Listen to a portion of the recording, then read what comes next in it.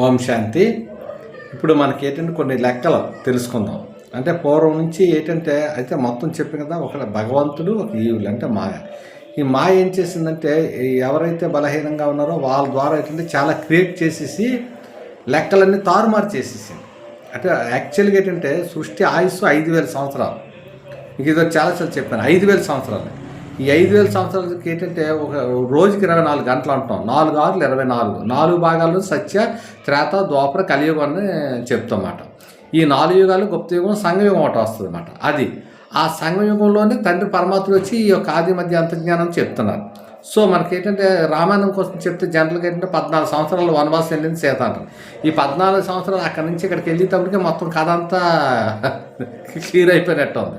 మరి మిగతా ఇలాంటి కొన్ని వేల సంవత్సరాలు, లక్షల సంవత్సరాలని ఏదో పుట్టుకుపురాణంలో పుట్టించుకొచ్చింది, మాయ పుట్టించుకొచ్చింది. మనం ఏంటంటే ఇది రైటే అనుకొని వెళ్ళిపోతున్నాం. కానీ అలా కాదు, కరెక్ట్ ఏంటా అనేది. ఇప్పుడు ఏంటంటే ఎంతో సైన్స్ డెవలప్ అయింది, ఎంతో ఎడ్యుకేషన్ డెవలప్ అయింది, విజ్ఞానం అంతా తెలిసింది, అజ్ఞానం అంతా పోతూ కూడా ఇంత క్లారిటీ వచ్చేస్తుంది. ఇటువంటి టైంలో మనం ఏం చేసుకుని సాక్షాత్ తండ్రి పరమాత్ముడు ఏం చెప్తున్నాడు అనేది మనం గ్రహించాలి. ఆయన వచ్చాడు కదా పతితాత్మను పావనం చేయడానికి. అంటే ఆత్మ బుద్ధి అంతా ఏంటంటే తమోగుణంలోకి అయిపోయింది, మళ్ళీ సత్వప్రదంగా చేస్తున్నారు. సో మరి అలాగా మన కథల్లో అన్నీ పురాణం కాదు. ఇక్కడ మన చూడండి 26 అంటే 26 ఉన్నాం. మనకు ఆల్ఫాబెట్స్ ఏంటి వస్తాయి, మొన్న దీంట్లో కూడా చెప్పాను. 26 నుంచి కొంచెం అన్ని పరిస్థితులు అన్నీ మారుతాయి, అంత దీనిగా ఉంటుంది అన్నారు. అది సహజం, అది నేచర్ మాట. అయితే ఏంటంటే ఆల్ఫాబెట్స్ వాళ్ళకి ఇంగ్లీష్ ఏంటి 26 వస్తాయి మాట. 26 మనకు రిపబ్లిక్ డే ఇచ్చింది 26ని ఇచ్చారు. మనకి ఏది స్వతంత్రం ఎప్పుడు ఆగస్ట్ 15 అంటే అష్టంలో వచ్చిన వాడికి ఇస్తుంది.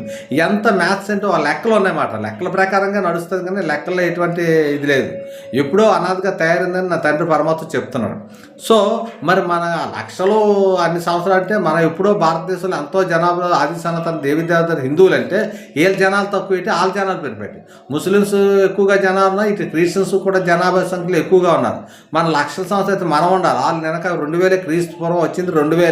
మరి 2000కి ఏంటి వాళ్ళదేంటి హైస్ట్, వాళ్ళు 2250 ఇస్లాం ధర్మం వస్తుంది. మరి మనమేంటి, మన అంతా ఏంటంటే అజ్ఞానం. అందుకే కౌరవులలోనే ధృతరాష్ట్రుడికి కళ్ళు మూసినట్టు, మన సుప్రీంకోర్టులో మన న్యాయదాత కళ్ళు మూసినట్టు అజ్ఞానం అని అంధకారం అన్నమాట. కళ్ళు తెరుచుకోవాలి, కళ్ళు తెరుచుకుంటే ఆత్మజ్ఞానం తెలుసుకోవాలి.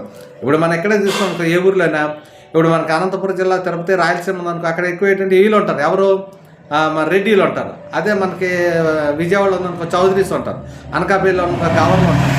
ఇలా ఒక్కొక్క దీంట్లో ఏంటంటే వాళ్ళ క్యాస్ట్లు ఎక్కువ ఉంటున్నారు తెలుస్తుందా. మరి వాళ్ళ క్యాస్ట్ అక్కడ కనపడాలి కదా.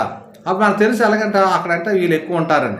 అలాగే శ్రీకాకుళం కాపులు అంటే ఈ విధంగా ఉంటుంటారు అన్నమాట. మొట్టమొదటి మనం తెలుసుకోవాల్సింది ఏంటంటే మన భారత